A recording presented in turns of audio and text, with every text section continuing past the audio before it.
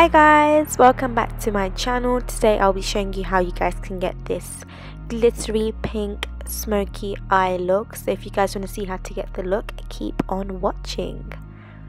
So let's get right in. I have my gorgeous model Elvita here. So to prep her skin, I'm just applying some moisturizer. I will come back to the skin, however I like to add a layer of moisturizer before, just so that it's absorbed and I can see how dry or oily the skin is, and that way I can go back to it. Starting off with brows, I actually use the Morphe 350 palette. Unfortunately, they don't really have names in that palette. So what I tend to do with Elvita's brows, because she has very rounded brows, I just want to make them a little bit fuller. So using a angled brush, it could be any angle brush that you have. I've started with the front of the brow, as you can see what I'm doing here. Starting from the bottom of the brow, pulling it backwards.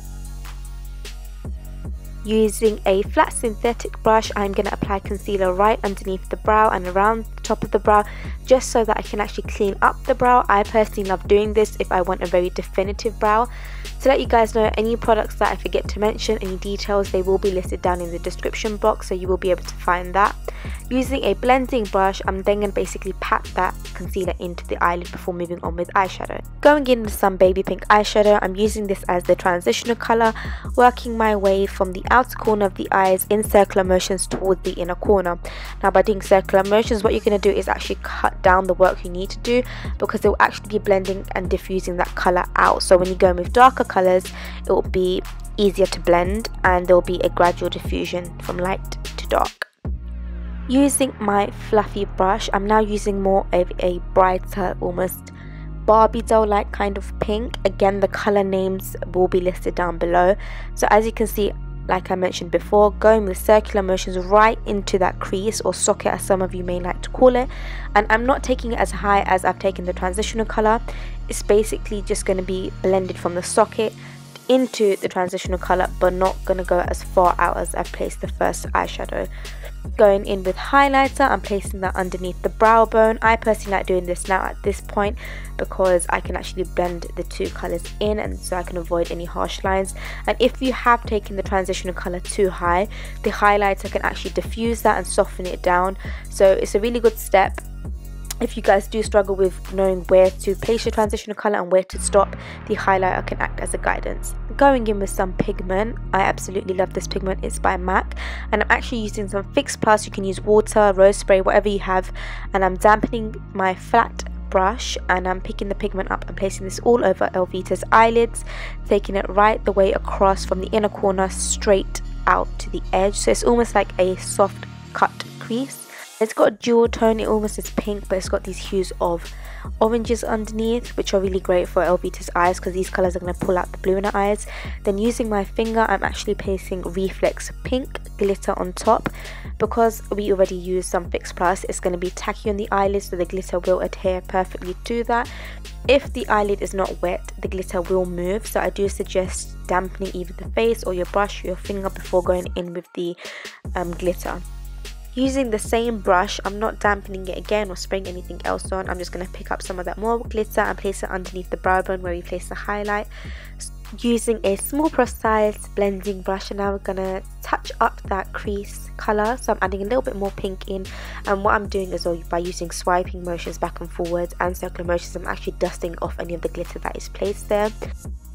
To blend in the metallic eyelid shade that I've placed down and the crease colour, I'm actually picking up more of that pink and just softly blending that in into the outer corner of the eye, so that there's going to be no sharp line. I kind of want this to be almost like a three-way cut crease. So what that means is it's still a cut crease from the beginning towards the end, but the outer corner is darkened and it's blended and it diffuses into the crease colour. So it's not a full cut crease. So I'm doing that on the opposite eyelid as well before I go in with my wipe, and I'm just going to clean away any of the glitter that's fallen down and sharpening out of that outer corner. Moving on to face, using my Real Techniques blush, I'm going to be applying some strobing cream onto the tops of the face, as you guys can see, starting with the cheekbones. Some of you guys might know the iconic London drops or any liquid illuminating drops. It kind of acts as the same thing, but it's a little bit more sheer and it is a moisturizer, so it's going to add in a little bit of hydration before we go in with any other products on the skin. For foundation, using my Peaches brush, I am basically going to be using MAC Studio Fix Fluid in NC37. I'm using this because Elvita has very oily skin and she struggles with that. and Studio Fix is really good for people that have oily skin. If you have oily skin, I highly recommend this foundation. It is full coverage, but again, if you're worried that you don't like full coverage, you can share it out and you only need to apply as much as you want. Obviously this is full glam, full coverage, so I am going to be applying quite a bit. It is slightly warmer than Elvita's natural skin tone, as you guys can see, but that's fine because when we go in the contour and highlight, it will all balance out, and I am dragging the foundation down the neck, so it does look like it's one full colour. To conceal, I'm using the same flat synthetic brush that I used to conceal around the brows and this very same concealer, and I'm going in underneath the eyes, and this has a pink salmony tone. So pink and salmon generally counteracts any of the blues and purples people tend to have under their eyes, so this is great for Elvita as well, so it'll counteract any of that little darkness you can see seeping through on the other side. And using the same synthetic brush, this is actually a Primark brush and I absolutely love it, I am patting that into the skin. Now when you pat concealer into the skin, it makes sure that that concealer stays in place rather than when you swipe it, it actually moves the product around, and we want to keep that product concentrated in the area where we want it, which is just specifically underneath the eye. So as you can see, I go right by the eyeshadow as well, just to cut the line and make it sharper, whilst bringing it right underneath the eye and down the sides of the nose. Going into the waterline, I am using a red eyeliner, which is going to contrast against the blue eyes and make them stronger, and also tie in all the eyeshadow colours that we're using around the eyes. Before going in with eyeshadow underneath the eyes, I'm patting away any creasing that I may see, so that when I do the under eyeshadow, I have a smooth blank surface. Using my small Morphe brush, again the exact name will be listed down below, I'm going to be using the transitional colour, which is the first eyeshadow colour that we used, and I'm going to place that from the middle of the eye, working my way outwards to join with where we stopped. And I'm just using back and forth motions, blending that out and diffusing it so it's not harsh, before I go in with the darker colour in a second. Now that that's all blended and softened, I'm going to be going in with the socket colour, which is that darker pink colour, and I'm going to be again blending that out underneath the lash line, but I'm going to be trying to keep that as close to the lash line as I can, and again not going past where I've placed the first colour underneath the eye. On the bottom lash line, it should be going from dark to light. I prefer to work in stages with contours. What I'll do first is use a very natural colour like you guys can see here, just to warm up the skin before I go in with the darker contour to actually add definition. So I'm just placing that on the cheekbones, and I'm going to run it across the forehead and probably a little bit down the sides of the nose and jawline. You guys can see now how I've actually added a darker shade through the cheekbone, and I'm adding that down the jawline. In a moment, Elvita will move to the other side, so you'll be able to see the difference between me actually adding in the definition and not. So for the darker contour, I've actually just used a Revolution foundation, which is in cream. I prefer cream contour. As you guys can see, I'm doing it here. I'm using a Peaches brush, and I'm just running that through the cheekbone, more towards the back of the cheekbone from the ear, and I'm stopping halfway through the cheek. Just suck in your cheeks or smile, and your natural cheekbones will pop through.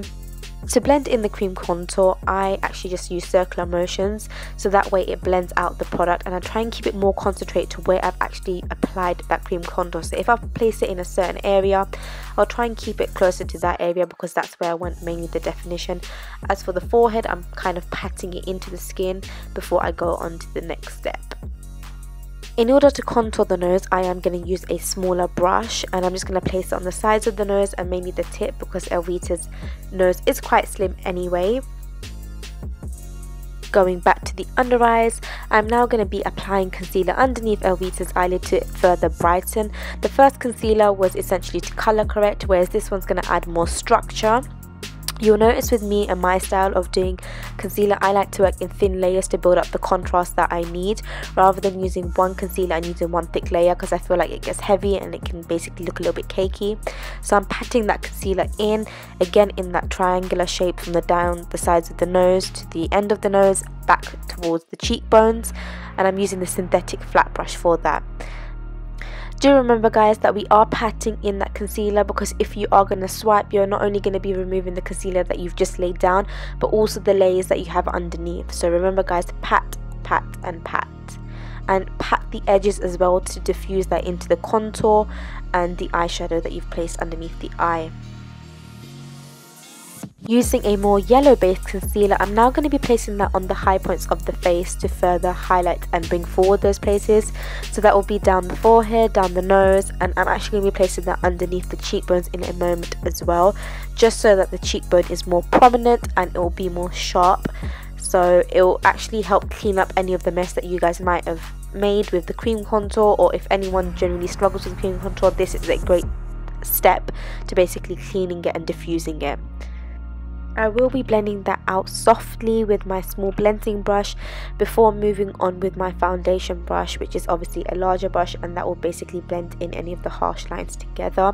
The smaller the brush, you'll be able to get into more intricate places like the nose and around the nose. Edges, I will be using my foundation brush because this has the leftover foundation on it, and it will basically tie in everything together and soften it down without it looking too harsh. Moving on to one of my favourite steps, which happens to be baking. For anyone that does not know what baking is, it's basically using translucent powder and placing a thin layer anywhere you want around the face so that it can just basically sit on the skin and work in, hence the word baking.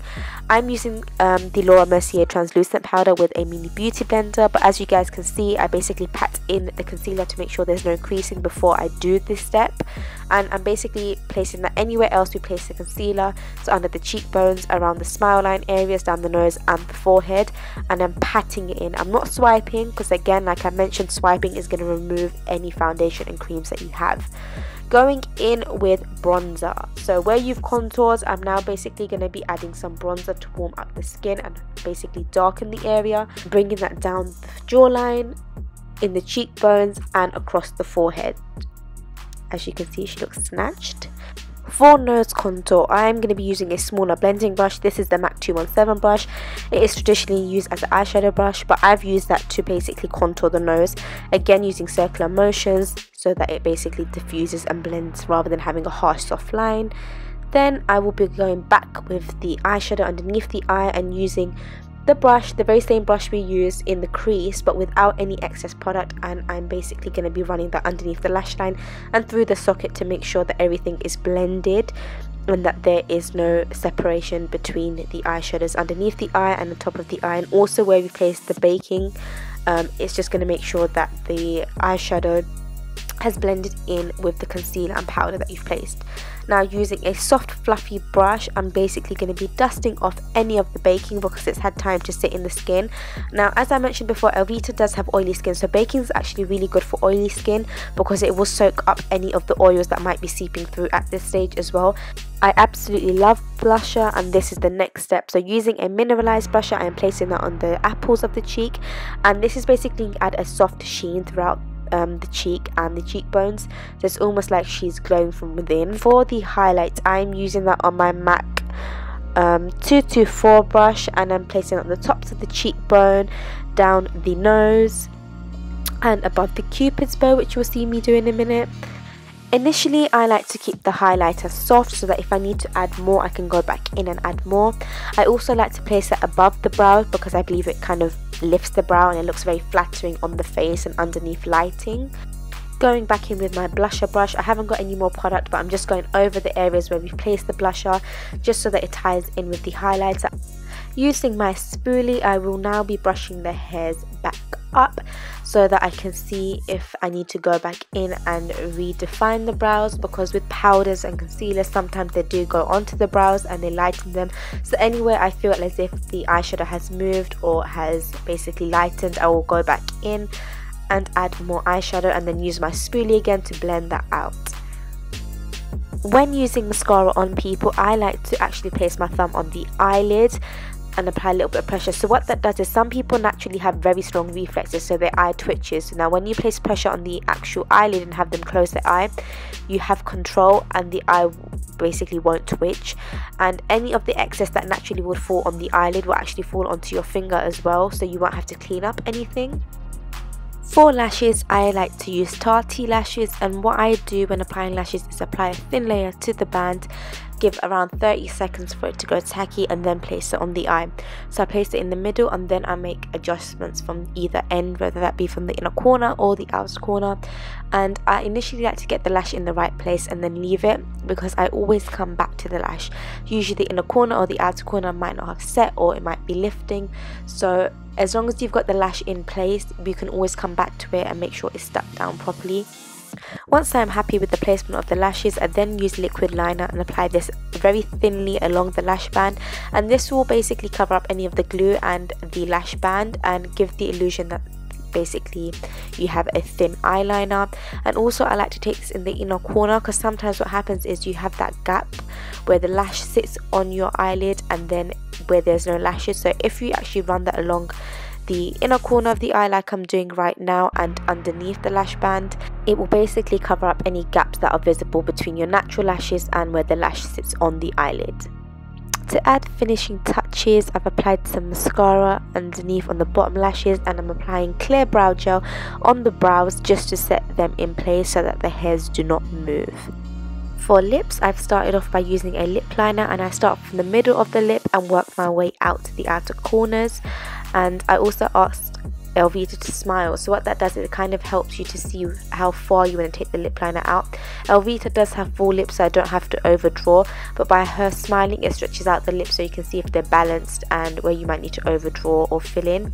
Then going in with the lipstick, I'm applying that all over the lip. Once I'm happy with the application, I then go back in with the lip liner to make sure that the actual lip liner is prominent and the lip shape is strong. And then I will go in with gloss in the center of the lips, just so that they look very, very plump and full. I'm actually going to share a tip with you guys. So once I'm done and I'm happy with everything, I then go back in with the fluffy brush that I used to dust off the baking with some Studio Fix powder, which is a powder foundation in a lighter shade, and I dust this under the eye to further enhance and brighten. Once that's done, I then use Fix Plus, spray that all over the face so any of the powders and layers that we've applied on the face will melt all together and it won't look cakey. And then we just bronzed up the collarbones and made them pop with some highlighter, and just added some contours in around that area. And that completes this look. I hope you guys enjoyed how this look turned out, and let me know what you guys thought, what's your favorite part, what you guys didn't like, and what you guys would like to see in the next video. Do make sure to comment, like and subscribe, and check out my Instagram page where I feature most of my freelance work as well.